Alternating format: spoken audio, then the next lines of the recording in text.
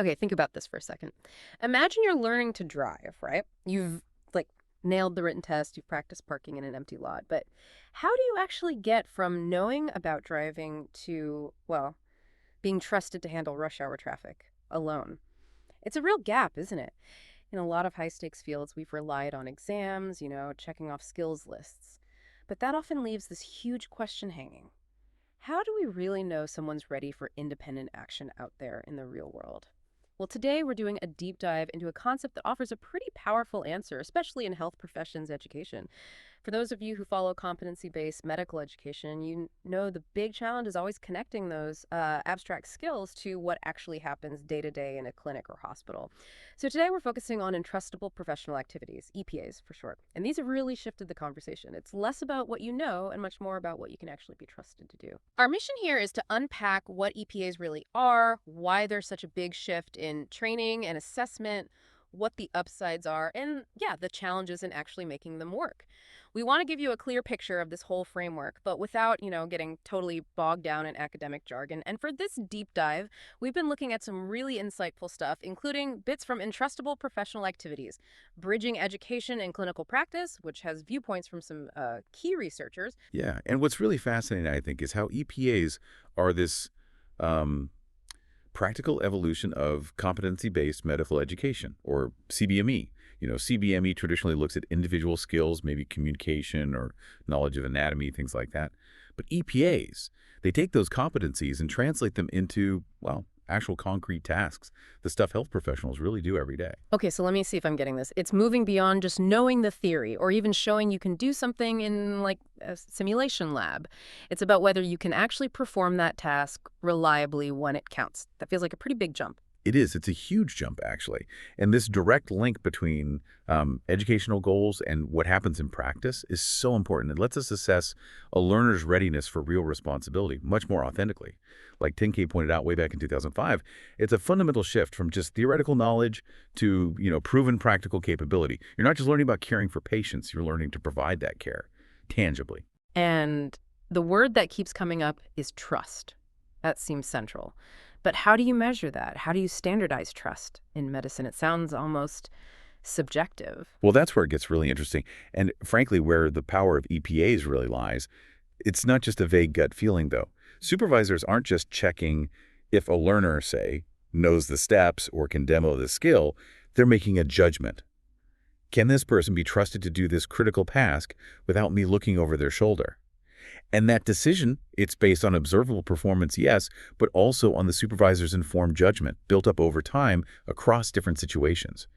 What's really key here is that you're assessing not just competence, but also things like resilience, adaptability under pressure, stuff traditional checklists often miss completely. Right, stuff that's absolutely critical in healthcare. Exactly. So it really changes the whole idea of readiness. It's moving from knowing stuff in theory to showing you can handle it in the real world. Ten Cate and Scheele, back in 2007, they really emphasized this addresses a long-standing gap, didn't they?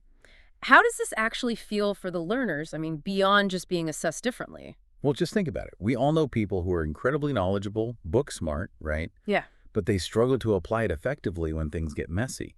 This framework tackles that head on by focusing on the actual entrustment of tasks. So learners are constantly evaluated on their ability to perform, not just recall facts.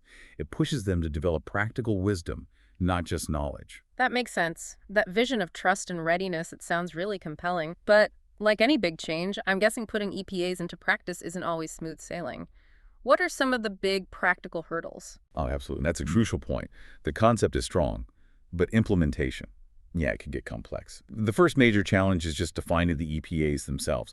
For each specialty, you need to figure out what these core tasks are. And they have to be specific enough to mean something, but not so narrow, so granular, that assessing them becomes this unwieldy bureaucratic exercise. Finding that balance, that sweet spot, it's tough. Almost like trying to write a recipe that works for a top chef and someone just starting out. Yeah, I can see that. And then you've got the whole issue of actually assessing trustworthiness. Like you said, it's not just ticking boxes. It feels more like a nuanced judgment.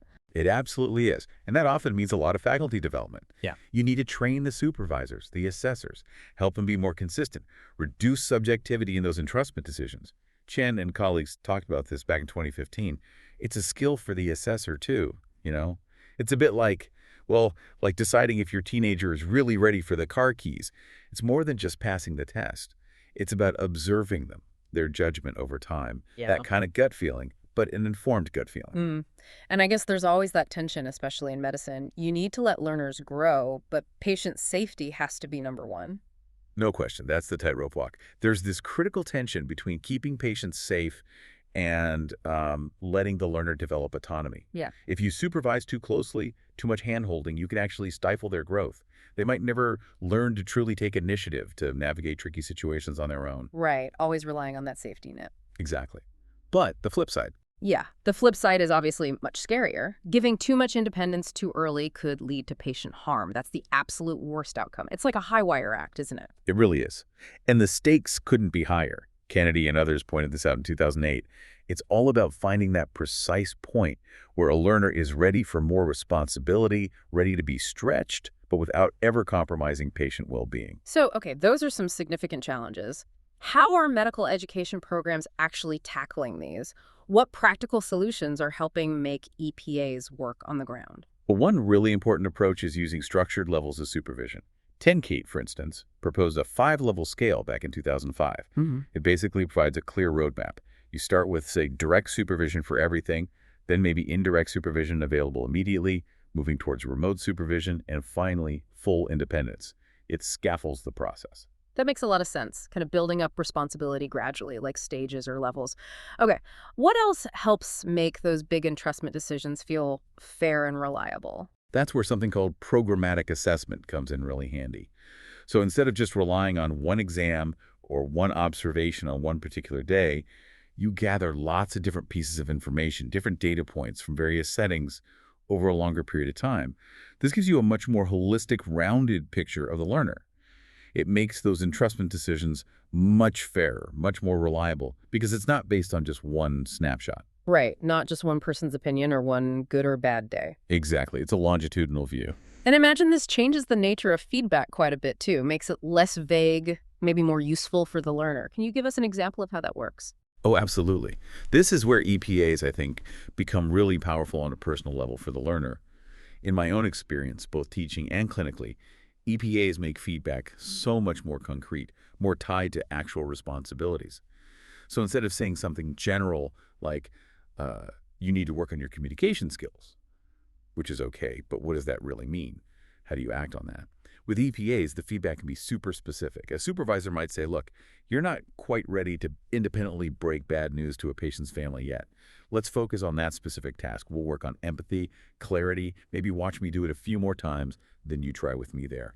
See how that targets a real-world activity. It makes the learning, the assessment, much more actionable, much more impactful. It guides their development with clear goals. Yeah, it connects the feedback directly to a real responsibility. It makes the why behind the feedback so much clearer. It really does. It gives a purpose. Okay, so just to kind of wrap things up here, EPAs sound like a really promising way to make medical education more relevant, clearer, and more accountable. They really help bridge that gap we talked about between learning theory and actually applying it in practice, focusing on real capability and, crucially, trustworthiness. And I think it's important to remember their success really hinges on building a culture of trust.